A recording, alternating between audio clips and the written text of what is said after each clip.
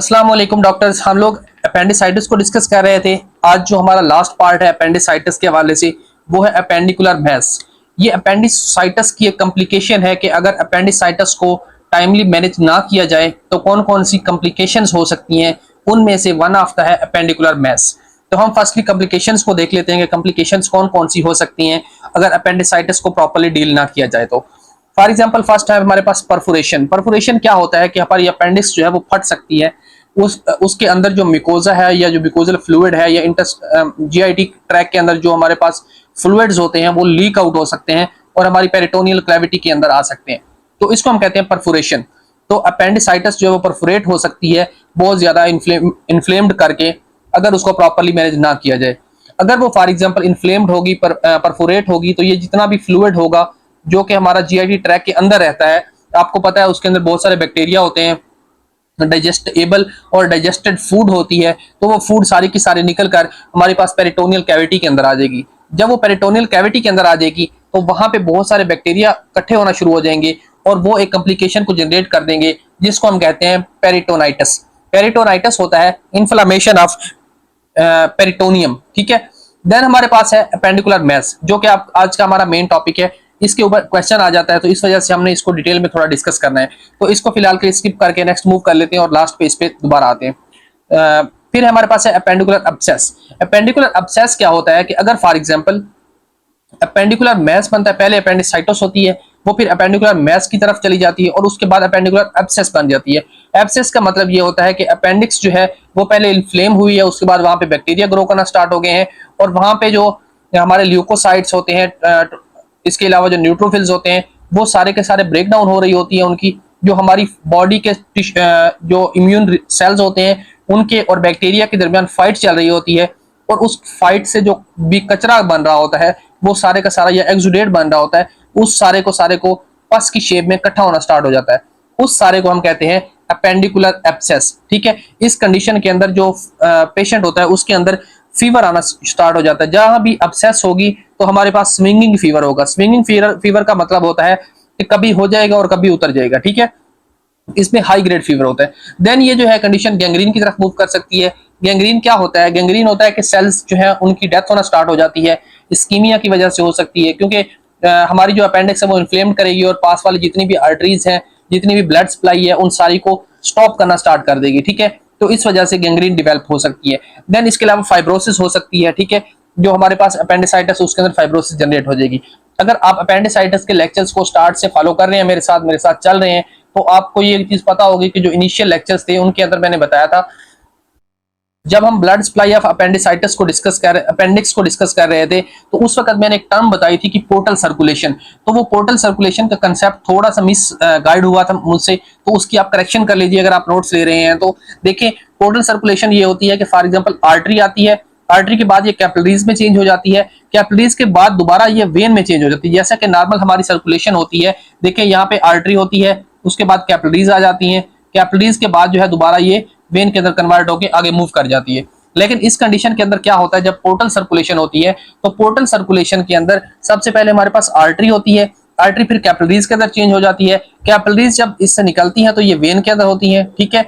और वेन जो है दोबारा कैपिलरीज के अंदर चेंज हो जाती है और उसके बाद जो है ये फिर दोबारा वेन के अंदर कन्वर्ट होकर आगे मूव कर जाती है। मतलब ये कि artery, capillaries, then vein, then capillaries, then vein, ठीक है। तो ये जो हमारे पास ये सर्कुलेशन होती है इसको हम पोर्टल सर्कुलेशन कहते हैं। जो प्रीवियस वीडियो थी जहां पे हम डिस्कस कर रहे थे ब्लड सप्लाई ऑफ अपेंडिक्स, वहां पे मैंने बताया था कि आर्टरी, कैपिलरीज और उसके बाद दोबारा यहाँ पे वर्ड मैंने आर्टरी यूज किया था, हालांकि आर्टरी नहीं है, यहाँ पे वेन होती है, ठीक है। ये दो जगह पे पाई जाती है, एक तो लीवर में और दूसरा पिट्यूटरी ग्लैंड में। पिट्यूटरी ग्लैंड की सर्कुलेशन को और लीवर की सर्कुलेशन को जब डिस्कस करेंगे तो वहां पे ये चीज मैं कंप्लीट एक बार डिटेल में दोबारा डिस्कस करवा दूंगा, ठीक है। देन जो चीज मैं उस वक्त जिसके साथ मिस मैनेज हुई वो ये थी कि हमारे पास ये जो नेफ्रॉन होता है, नेफ्रॉन का बोमिन कैप्सूल होता है, ठीक है, या ग्लूमेरुलस होता है। ग्लूमेरुलस ये स्ट्रक्चर को बोलते हैं और जो बाहर ये कैप्सूल टाइप स्ट्रक्चर बनी होती है इस तरह, उसको हम बोलते हैं बोमेंस कैप्सूल। तो यहाँ पे एफरेंट आर्टरीज आती हैं, आर्ट्रियोल्स होते हैं, कैपिलरीज होती हैं और उसके बाद दोबारा ये आर्टरीज में हो जाती हैं, तो ठीक है। तो इसके साथ ये जो है थोड़ा मिस मैनेज हुआ था या मैंने आपको प्रॉपर नहीं बताया, यहाँ वेन की जगह मैंने आर्टरी मेंशन किया था, ठीक है। तो आप ये नोट्स में करेक्शन कर लीजिएगा। देन हमारा मेन जो एम है आज के टॉपिक का वो है अपेंडिकुलर मैस। तो अपेंडिकुलर मैस की तरफ मूव करते हैं। इसमें होता क्या है, इसमें होता ये है कि हमारे पास जो अपेंडिक्स है वो इन्फ्लेम्ड हो जाती है। जब ये अपेंडिक्स इन्फ्लेम्ड हो जाएगी, ठीक है, ये मैंने रफ सी स्ट्रक्चर ड्रा की है अपेंडिक्स की। तो ये देखें, ये स्मॉल इंटेस्टाइन है, ये लार्ज इंटेस्टाइन है जो कि असेंडिंग कोलोन है, और ये सीकम है, ठीक है। तो ये सीकम के साथ अटैच्ड होती है, फिगर लाइक प्रोजेक्शन होती है अपेंडिक्स। तो इस अपेंडिक्स की जब इन्फ्लामेशन हो जाएगी तो उसके बाद ये जो रेक्टम है ये अपनी ये जो लेयर है इसको ज्यादा मतलब बढ़ाएगा, अपने साइज को इंक्रीज करेगा, इंक्रीज करके ये जो अपेंडिक्स है इसके ऊपर कवर अप करने की ट्राई करेगा। ट्राई इसलिए करेगा कि अगर फॉर एग्जांपल ये अपेंडिक्स इन्फ्लेम्ड हो जाती है तो ये जो है परफोरेट हो जाए, इसके अंदर का फ्लूइड बाहर निकलना चाहे तो ये इसको बाहर से कवर अप कर ले। एक तो सीकम जो है वो अपने साथ इसको अपना साइज बढ़ाकर इसको कवर अप करने की ट्राई करती है, जहां तक वो कर सकती है करती है। इसके अलावा दूसरी चीज क्या होती है, ग्रेटर ओमेंटम। ग्रेटर ओमेंटम जो होता है वो ये होता है कि हमारी जो पेरिटोनियम है उसके ऊपर एक शीथ है, ठीक है, उसको हम कहते हैं ग्रेटर ओमेंटम, ठीक है। ग्रेटर ओमेंटम और लेसर ओमेंटम दो टाइप्स के एक किस्म के ये नेटवर्क होता है जिसने इंटेस्टाइन को जकड़ के रखा हुआ होता है, ठीक है। तो वो भी ट्राई करता है, ग्रेटर ओमेंटम जो होता है वो इसको ट्राई करता है कि अगर फॉर एग्जांपल ये परफोरेट होने की कंडीशन में जाए भी सही तो ये इसको कवर अप कर ले, ठीक है। तो इस तरह जब बहुत सारी चीजें यहाँ पे इकट्ठी हो जाती हैं, अपेंडिक्स हो जाती है, इसके अलावा ये सीकम का ओडिमेटस होती है, वाल्व्स यानी कि एडिमेट होकर जो वाल्व्स आ जाती हैं सीकम की, वो उसको कवर करने की ट्राई करती हैं, और ग्रेटर ओमेंटम जो है वो अपेंडिक्स के इन्फ्लेम्ड अपेंडिक्स के अराउंड जमा होना स्टार्ट हो जाता है। तो इस कंडीशन में जो हमारे पास राइट इलियक फोसा होता है वहां पे एक बड़ा सा मैस जनरेट हो जाता है, ठीक है, और उसके सेंटर के अंदर अपेंडिक्स होती है। तो इसको हम कहते हैं अपेंडिकुलर मैस, ठीक है। अगर इसकी सिंपल डेफिनेशन लिखी जाए तो वो इस तरह होगी, it is a mass which is mainly composed of greater omentum, oedematous caecum, wall oedematous caecum of small intestine, portion of small intestine and inflamed perforated appendix in the center, ठीक है। Inflamed भी appendix इसके centre में possibility है, हो सकती है, या परफोरेटेड अपेंडिक्स भी हो सकती है। इन्फ्लेम्ड का मतलब फूली हुई या उसकी सोजन हुई हुई अपेंडिसाइटिस जिसको हम कहते हैं, या परफोरेटेड मतलब वो फटी हुई अपेंडिक्स जो है वो सेंटर में होती है और बाहर एक बहुत बड़ा मैस बन जाता है, ठीक है। तो इसको हम कहते हैं अपेंडिकुलर मैस। ये पेशेंट प्रेजेंट कैसे करेगा, पेशेंट प्रेजेंट इस तरह करेगा कि 2 to 3 डेज पहले इसको अम्बेलिकल पेन हुआ 1 to 3 आवर्स तक, उसके बाद ये शिफ्ट हो गया राइट इलियक फोसा के अंदर, इसको शदीद पेन हुआ लेकिन डॉक्टर तक अप्रोच नहीं हो पाई, ठीक है, या डॉक्टर के साथ कंसल्ट नहीं किया गया, कंसल्टेंट को नहीं दिखाया गया, तो उसकी हिस्ट्री मिलेगी कि इसको 1 या 2 दिन पहले इसको पेन हुआ था राइट इलियक फोसा के अंदर, ठीक है। उसके बाद ये जब ये पेन के साथ प्रेजेंट करेगा अगेन अपेंडिकुलर मैस के साथ, तो उसको 2 to 3 डेज हो चुके होंगे अपेंडिसाइटिस हुए या परफोरेटेड अपेंडिक्स के साथ। फिर जो 5th डे होता है उस पर क्या होता है कि ये जो हमारे पास रिजिडिटी होती है, मतलब ये फॉर एग्जांपल ये जो मैस बना हुआ होता है ये सारा का सारा डिमोलिश हो जाता है, ठीक है। डिमोलिश इस तरह हो जाता है कि इसके ऊपर जो भी मैस ये सब कुछ था ये आहिस्ता आहिस्ता इसकी सूजन खत्म होना स्टार्ट हो जाती है, ठीक है, इन्फ्लेमेशन कम होना स्टार्ट हो जाती है। जो 5th डे होता है उसके ऊपर ये कंप्लीटली मतलब 4th to 5th डे जो होता है उसके ऊपर ये कंप्लीटली खत्म हो जाता है मैस, ठीक है। दोबारा क्या होता है, फिर ये होता है कि जो 10th डे होता है 5 to 10 डे होते हैं, इनके दौरान इसके ऊपर अब्सेस बनना स्टार्ट हो जाती है। अब्सेस मैंने बताया कि जो एक्सुडेट होता है फॉर एग्जांपल कचरा जो होता है, जब हमारे इम्यून सिस्टम के सेल्स और बैक्टीरिया आपस में फाइट कर रहे होते हैं, उस फाइट के दौरान जो पस बनती है उसको हम अब्सेस कहते हैं, ठीक है। किसी भी पॉइंट पर अगर पस अकामुलेट होना स्टार्ट हो जाए तो हम उसको कहते हैं दिस इज अब्सेस, ठीक है। तो ये जो ऐसी कंडीशन जनरेट हो जाती है और पेशेंट जो है वो प्रेजेंट करता है बहुत ज्यादा एक्सट्रीमली पेनफुल मैस बन जाता है। फिर एक तो ये डिमैश हो जाता है, देन इसके बाद ये जो दोबारा मैस बनता है उसके अंदर बहुत सारी इन्फ्लेमेशन होती है, बहुत बड़ा मैस बनता है, पेनफुल होता है, एक्सट्रीमली पेनफुल, ठीक है। उसके साथ जो पेशेंट है वो स्विंगिंग फीवर के साथ प्रेजेंट करता है। स्विंगिंग फीवर जो होता है ये डिफरेंट कंडीशन के अंदर आ सकता है। स्विंगिंग फीवर ये one of the differential of swinging fever is obsess, ठीक है। कहीं भी अब्सेस हो बॉडी के अंदर तो उसके साथ स्विंगिंग फीवर जो है उसके साथ पेशेंट जो है वो प्रेजेंट करता है। इसके अलावा अगर हम इसके डायग्नोज की तरफ जाएं तो डायग्नोज के साथ की तरफ जाएं तो इसमें बात करते हैं हम एब्डोमिनल अल्ट्रासाउंड की, ठीक है। यूएसजी होता है अल्ट्रासोनोग्राफी ऑफ एब्डोमिन, इसके ऊपर ये कंफर्म हो जाता है कि ये अपेंडिकुलर मैस ही है। देन हमने इसके ट्रीटमेंट की तरफ मूव करना होता है। तो ट्रीटमेंट में सबसे पहले जो है हमारे पास कंजर्वेटिव ट्रीटमेंट है और सर्जिकल ट्रीटमेंट है। इसको इसके ट्रीटमेंट को 2 टाइप्स में डिवाइड किया जाता है, ठीक है। तो जो हमारे पास कंजर्वेटिव ट्रीटमेंट है इसको कहा जाता है ओशियर शीरिन रिजीम, ठीक है। तो ये एक एमसीक्यूज है, इंपॉर्टेंट एग्जाम के अंदर पूछा गया था एक दफा, तो आपने इसको माइंड में रखना है, ठीक है।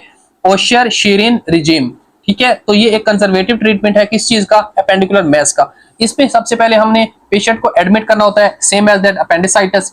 एनपीओ करना होता है। एनपीओ का मतलब होता है नथिंग पर ओरल, कि हमने मुंह के साथ कोई भी चीज नहीं खिलानी, जीआईटी ट्रैक जो है उसको रेस्ट देनी है।